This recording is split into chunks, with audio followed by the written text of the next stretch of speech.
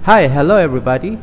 I'm Prof. Bunny and welcome sa ating online classroom tutorial. Ang today's topic, pag-uusapan natin yung tungkol sa green screen background or yung tinatawag natin na Filmora software. Pero bago lahat, nais ko munang pasasalamatan yung lahat ng mga nag-likes and shares at shoutout ko lahat ng mga student ng Systems Plus Computer College. So, welcome batch 2023. At also, pasasalamat din ako sa mga nag-subscribe na kung hindi dahil sa inyo ay hindi naging success yung ating online classroom tutorial. Okay? So, let's get started. Okay, so let's start. Actually, this is the part 2 ng ating audio video tutorial using the green screen or your Filmora software. No, yung part 1 natin is almost 1 year na, no? Ngayon dito ituturo ko sa inyo kung paano ba natin i-detach yung audio and also the video. And paano ba natin i-slice yung full link movie, for example. Paano natin siya hatiin yung part na gusto lang natin kukunin. Okay? Pero paalala ko guys, bago lahat, yung yung mga video saka yung audio na ginagamit ko na-download ko before dito sa mixkit.com, no? Ito yung isang website free to copyright, no? Mahirap na kasi pag na-copyright strike tayo. So marami tayong mga website na pwede tayo kumuha ng mga audio and video para ma-avoid natin yung copyright strike. Okay? So once again, so let's get start. Ngayon dito guys, no, ituturo ko muna sa inyo yung paano ba tayo mag-detach ng audio. So ito yung full link video. Kung makikita natin, ito yung video and sa ilalim, ito yung audio. Ang gagawin mo lang, right click, audio detach. Kung makikita natin, nagkahiwalay na yung audio at saka yung video. Okay? Ika nga magkakasama yung dalawa sa movie na yun, pero kayang-kaya pa rin natin paghiwalayin. Ika nga walang forever, no? Pwede natin paghiwalayin. Okay. Ngayon, dida-drag natin siya papunta dun sa dulo, no? Para pag nag-delete tayo, maiwasan natin na kasama yung yung video, no? Pero sa mga bagong software ngayon ng Filmora, yung mga updated ngayon, pwede mo na siya i-delete automatically. Okay? So, delete natin siya. Then, balik tayo dun sa part na yun. Okay? So, yung natira ngayon, yung video. Ngayon, sa second part naman, paano pa natin i-slice? So, halimbawa, ito yung part na kukunin natin. I-highlight natin yan. Then, kung makita natin dito, yung tools na tinatawag natin na split or control B sa keyboard. Then, saka natin i-highlight yung part na gusto natin i-delete. So, ganun din. Highlight mo yan. Split, then erase. Okay? So, pag i-play ko siya ngayon, ito na lang yung yung naiwan. Ito yung pwede natin gamitin. Okay.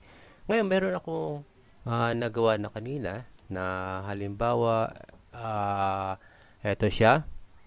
Okay, gagamitin ko siya as my sample. Okay. Right. So halimbawa ito, maglalagay tayo ng video sa ilalim, nasa taas.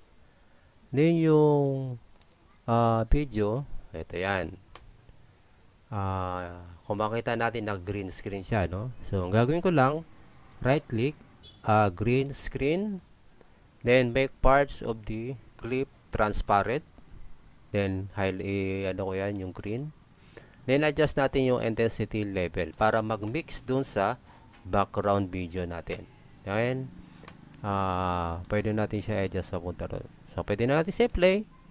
Then parang live na nandun na tayo sa part na yun, sa lugar na yun.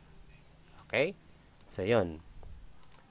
So, another one, halimbawa, paglalagay tayo ng nung kasama dyan. Halimbawa, ito siya.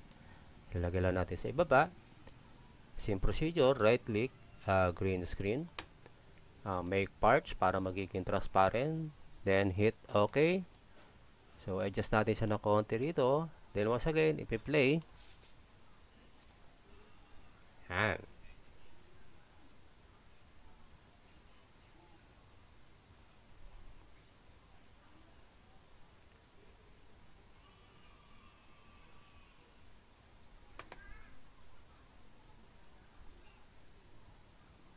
Okay, kung halimbawa, Maglalagay ulit tayo ng isang ano dyan, model, ano. Okay, so import, kukunin natin dun sa ating folder.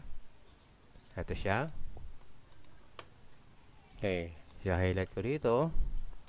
Halimbawa, i-move ko siya papunta dyan, right click. Okay, so ang gagamitin ko ngayon, ito yung ito. Ilagay ko sa dyan. Alright, so right click, green screen, maging transparent, then hit OK. Then saka natin ngayon i-play.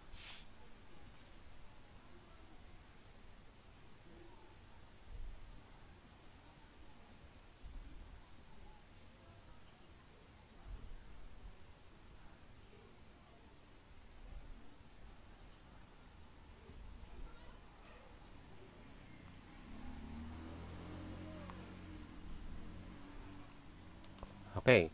So, ngayon, pwede rin yan. No? Halimbawa, lalagyan natin sa ng panibagong background do sa ating live. Right? So, hiwalay ko siya. Di-delete ko yung part na to. Ano? Okay. Then, again, play.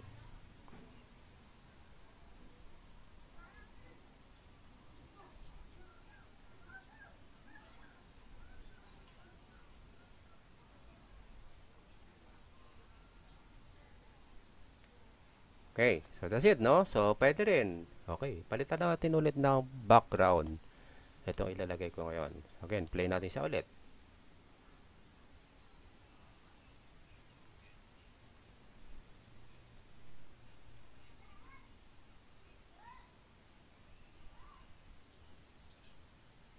Okay, so halimbawa, tanggalin natin ulit yan. Ilalagay natin to.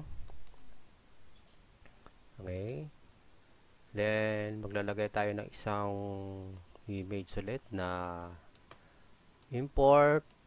Okay. Ito siya. Okay. Nasaan na siya?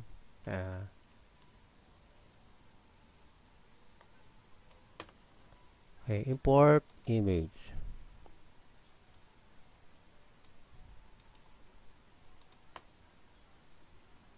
Ito.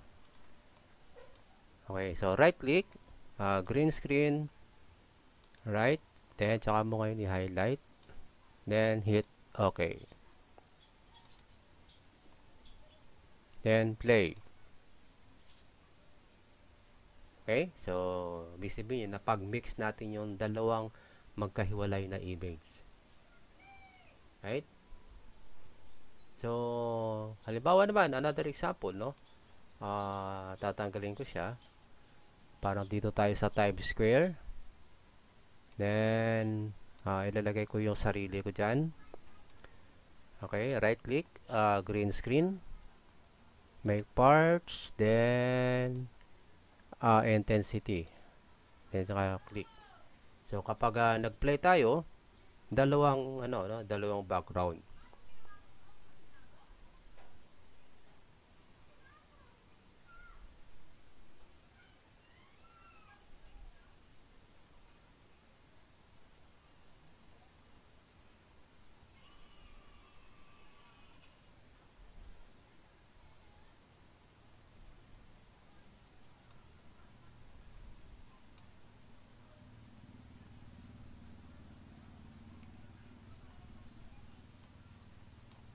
Okay, so that's all guys, and thank you for watching sa ating part 2 ng ating online classroom tutorial, audio and video editing using the Filmora software. So bye-bye!